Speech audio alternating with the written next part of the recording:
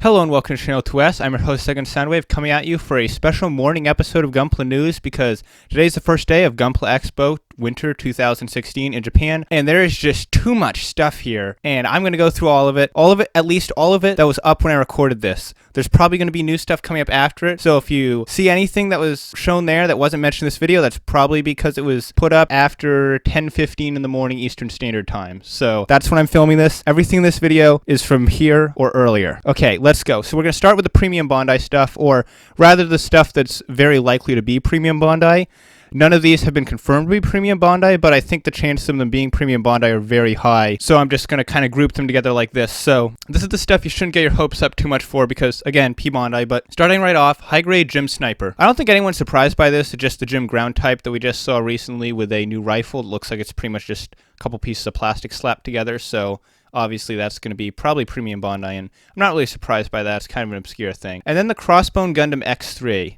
Now, of course, the X2, the X1 Kai, the X2 Kai, those have all been P Bandai, even the X1 Kai, so obviously this is going to be premium. And it's the X3, so it's in the X3 colors, and it has that big spiky buster sword from the Crossbone full cloth. And due to its color palette, I'm kind of worried because I'm thinking this is probably going to use a lot of stickers. And if you want to know how I feel about the stickers on premium Bandai kits, and just heavily stickered kits in general, stick around for a couple days and watch the final part of my build log for the Zeta 2 Travis Kirkland custom. Then we have a high-grade Universal Sensory Char's Zaku 3. This is from Twilight Axis, which is a novel that was recently released, and at first I was really excited for this. I thought we were getting a Zaku 3 revive and this was going to be so cool.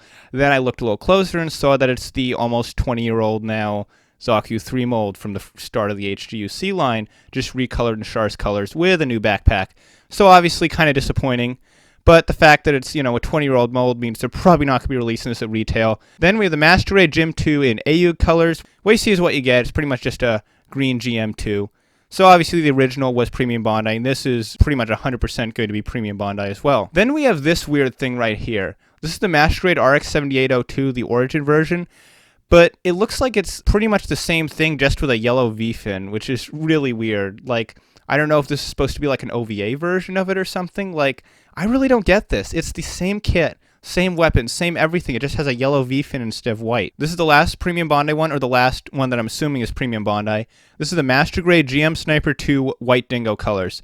Now, of course, the high grade was premium Bandai. This is probably going to be premium Bandai as well. Now, that necessarily on its own doesn't guarantee it, but what does guarantee this is going to be premium Bandai is that if you look at the underside of the shield, it looks really hollow, and premium Bandai kits are known to have really hollow, kind of crappy new tooling for the new parts. And of course, that's what this looks like. It looks like the shield's just a couple pieces of plastic slapped together. That's something you would never see on a retail release Master Grade, so it's pretty obvious how this thing's going to be released. Now on to the retail releases. So I'm going to start with the smaller stuff and work my way up from here. Now this is the first convention we've had in a while where there's been no petite guys, so I'm not sure how to feel about that. First off, high grade Build Fighters Amazing Strike Freedom Gundam. I wouldn't necessarily say it looks amazing, nor would I say it looks like the Strike Freedom. It kind of looks more like the Denial Gundam than anything, but I think that's mostly the shoulders and chest that are giving me that look. But, I mean, it's okay, I guess. I kind of need to see some better pictures of it to form a better opinion of it, but for now, I guess it looks okay. If you remember back to when I showed you the Zaku 3, you might have noticed a resin prototype standing next to it. That is a mystery Gundam from Twilight Axis. Now, I don't actually know what this is called. It didn't look like it really labeled it on the kind of name tag for it. It just said, like, Gundam type or something like that, so I'm pretty sure that's not the final name for it, but it's pretty cool looking. It's a full resin prototype, which is making me think it's probably a brand new mold.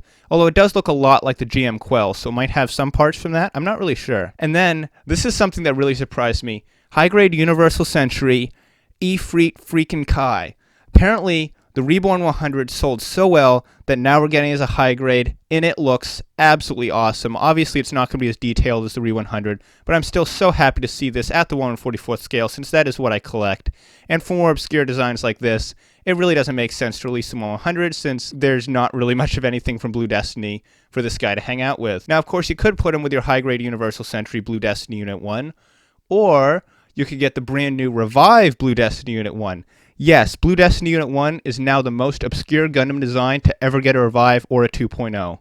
This thing looks awesome. It's really detailed. And I'm thinking that probably why we're getting this is because we have that awesome new ground GM mold, and they want to get as much use out of that as they can. So they're making a Blue Destiny Unit 1 Revive. Looks pretty darn awesome, and I might actually have to get this guy and the Ifrit just because they just look so cool together, and I love it. And then we're getting a Barazam. Yes, a high-grade Universal Century of the freaking Barazam. Wow, I mean, I can't even believe this. And this one's in full color, so we're probably getting this pretty soon. And this is funny because I keep having this video that I want to make that's like a top kits that, top mobile suits that Bandai needs to make kits of. And I keep having to revise it and put it off because every time I start working on it, they like reveal another kit from that list. So I'm going to say right now, Bandai, you're obviously listening in on my plan, so I'm just going to say it right now. Gustav Karl, Aqua GM. You're welcome, fandom. Next we have the high-grade Zeta Gundam. This is the Zeta Gundam Revive, of course, that we've been waiting for a very long time, but this isn't HGUC. This is high-grade Accelerate Evolution. I have absolutely no idea what that means at this point, other than that it has something to do with the 40th anniversary. But so far, it's not really clear exactly what it means. I'm really interested to see what kind of new technology this has in it. Maybe it'll fully transform without parts forming. I hope not, because the real grade did that, and it was pretty darn bad. So hopefully they don't try that with this. Then this is something that a lot of people wanted me to talk about last episode of Gunpla News, but Thunderbolt is getting a Season 2 next year, so we're going to see them landing on Earth and doing all the Earth stuff with the Atlas Gundam. And of course, since we got a new Gundam in Season 2, we are getting a high-grade Atlas Gundam, and this is the first new mold Thunderbolt kit we've gotten in like 3 or 4 years, so pretty awesome to see this. I'm really hoping they'll go back to the Season 1 stuff and give us a Rick Dom, because I really, really like the Thunderbolt Rick Dom, and I'm really hoping they'll go and do one. Come on, Bandai. Please. Then we have the high-grade IBO Gundam Vidar in color one more time. Instead of being a hand-painted prototype, this looks a bit more finalized. It looks really nice, actually. I like this shade of blue much more than the one they had on it before. And then we have the high-grade Rouei. Of course, it looks great in color. There's not much else to say. We've seen this design before in the show. It looks pretty cool. Glad to see they're making it. Then we have MS A and B. We have full resin prototypes of them. A, I have to say, more I see this one, the more I really feel like it looks like a ground-type Hyakuri. Like, it has all the same kind of design elements to it. It might even use the same frame. Pretty cool, actually. And then there's Gundam B, which has an absolutely massive spear. Now, this one isn't necessarily a Gundam, but I don't know. I mean, it could be a Valkyrie frame. It could be a completely new thing. I know someone else mentioned before that it looked kind of like a Minotaur, and I'm kind of inclined to agree with them, having seen the non-silhouetted images of it. And I have to say, this is awesome. And then we have an all-new high-grade IBO Gundam we'd never seen before, never had any notice of this coming.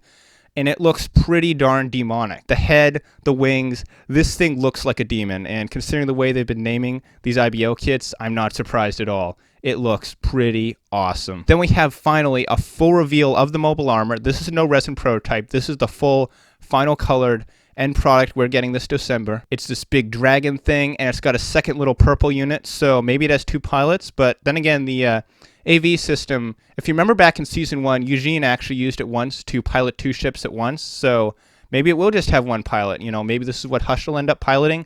I'm personally wondering if Shino would end up piloting this, just because he has a tendency to be ridiculous and over the top, and you can't get much more ridiculous and over the top than a giant dragon mobile armor. So I think this looks right up his alley. I'm saying Shino's going to pilot this, but I guess we'll have to wait until it shows up in the show to know for sure. Then we have the high-grade Gundam Vol. Now, the Gundam Vol appeared in Steel Moon a few months ago. I didn't really think it was going to get a high grade, but it seems like they're kind of leaning towards the more manga and novel side of things now, at least for 2017. So pretty cool we're seeing this, actually. It looks really nice. It's black. It's purple. It's got a pretty cool shield. I like it a lot. And then this one. This, out of everything I've talked about so far, I think this is probably what I'm most excited for. Are you ready for this? Real grade, gold frame Astray Amatsu Mina custom. The absolute coolest looking, most badass Astray ever made. It's getting a real grade. It looks absolutely insane. They're showing some effect parts in front of it on like a little acrylic stand. I'm really hoping those aren't P-Bandai and they're going to be included in the final release of the kit, because, I mean, it looks like the kind of thing they do as a P-Bandai kind of upgrade set, and I really hope they don't, because they look so cool. But yeah, the kit itself looks awesome. I love the extra detail on it. The gold frame Amatsu Mina just absolutely embraces the real grade aesthetic, and they look perfect together. It looks awesome. And the price range for it, they actually give a range of prices from 2,500 yen to 4,000 yen, depending on materials. Now, what they mean by that most likely is that they're not sure if they're going to plate the frame, or they're not sure if they can plate the frame. Personally, I'm really hoping that they do, because I don't mind paying 4,000 yen for a gold frame Astray with a proper gold frame. I don't know, guys. I think that would look pretty darn awesome. And even if they don't do that, I'm still getting this because it is coolest Astray. It's awesome. Gets a thumbs up from me. Release it yesterday, Bandai. Now next up, we have the Reborn 100 Hamma Hamma. This is just one of those silhouette teaser boxes, but of course, it's the Hamma Hamma. Pretty obviously, there's really nothing else it could be. It is this big, slightly derpy looking, but still kind of cool mobile suit from Double Zeta Gundam. And it was one of the big kind of commander boss units. And there's a reason they're making it right now. Because if you remember a little while back, there was a Gundam info poll about what Verkaw people wanted to see next, and the Double Zeta Gundam won it. Now, at the time, I thought, okay, you know, they're just gauging interest. Maybe they want to get some more fan engagement stuff. They're not actually going to make one right now. Well, looks like they are. There's absolutely no prototype for it, but we do have kind of a teaser poster for a Master Grade Double Zeta Gundam Verkaw. And I have to say, I'm really surprised by this. I'm not sure if they already had the prototype ready before they made the poll, or if they had a bunch of different early stage Verkaws they were working on, and then they just chose this prototype to release first, and they will be releasing some of the others later. I don't know. I think the fact that it's just a poster kind of makes me think a little more now that they are actually making it from scratch because of the poll, which is pretty darn awesome that they listen to the fans like that. Then, almost finally, there's going to be one more thing after this, but this is the one everyone's going to flip out about. This is the super crazy piece of news. Master Grade Providence Gundam. I will admit, I'm not a Seed fan. I'm not a fan of the Providence Gundam. I won't be picking this kit up, but it looks pretty cool. And of course, we got that Freedom 2.0 recently, so now you have a Providence Gundam for your Freedom Gundam to fight. That is awesome. The detail on this thing is crazy. It's got effect parts for the Dragoons, and it just looks pretty darn cool. And then there's this big battle diorama they have for it, and I looked down at the bottom right corner, and I was like, wait a minute. That's a Master Grade Justice Gundam. Why is nobody talking about this? And then I looked a little closer and saw that it was just the no grade with a little extra detailing that they threw into the display to kind of pad it out, like they did with the Master Grade Alex and Camphor when they revealed the Master Grade Gym Sniper 2. So, unfortunately, we're not getting a Master Grade Justice Gundam yet. I really hope we get one. Hopefully that'll be like a maybe fall or winter kit for 2017. And the fact that we already have 2 more Master Grades announced and another one that's still upcoming makes me think that we're finally out of the rut of limited Master Grade releases we've been in for the last few years, and we're going back to 10 to 12 Master Grades a year. At least that's what I hope. That would be pretty cool if that was the case, but time will tell. Now, there is one last kit to talk about. This is from a line that I thought was dead on release, the high-resolution model line. All we ever got from it was the Barbatos. From what I understood, it didn't seem to really sell that well. I've seen them kind of clearance down in a lot of places, so I thought, ooh, okay, I don't think they're going to try this again. That's kind of looks kind of like a failed idea. Well, nope. They're doing a high-resolution model, Wing Zero Custom. This is coming out in 2017. And I will say that I do not like the Wing Zero Custom very much at all. But I will admit that it's a pretty flashy design, and I think it would look really good with the hyper-detailed kind of metallic style of the high-resolution model line. And also, the Wing Zero Custom Master Grade's really old, so this could kind of serve as a Master Grade 2.0 for it. So, win all around. And thankfully, we're almost over. Don't forget to leave a like. Obviously, there's lots of awesome stuff here, so hit that like button. I'm sure you guys are super hyped up for all this awesome stuff. And I've been talking about this before, but I've been trying to hit 2,000 subscribers before Thanksgiving. Literally less than 10 subs away. Okay, we're almost there, guys. This is it. Just share the heck out of this video. Show it to everyone. If you are new, if you're seeing this here because somebody shared it with you, you're going to see a little icon on the screen right about now, and you want to click that icon. That'll subscribe you to this channel so you can see more Gunpla news and reviews. If you want to watch more stuff I've done right now, you can click on the video thumbnail to either side of that icon. Got a couple of my recent videos there. I think you guys are going to like them. Until then, I'm your host, Second Soundwave, and I'll see you next time.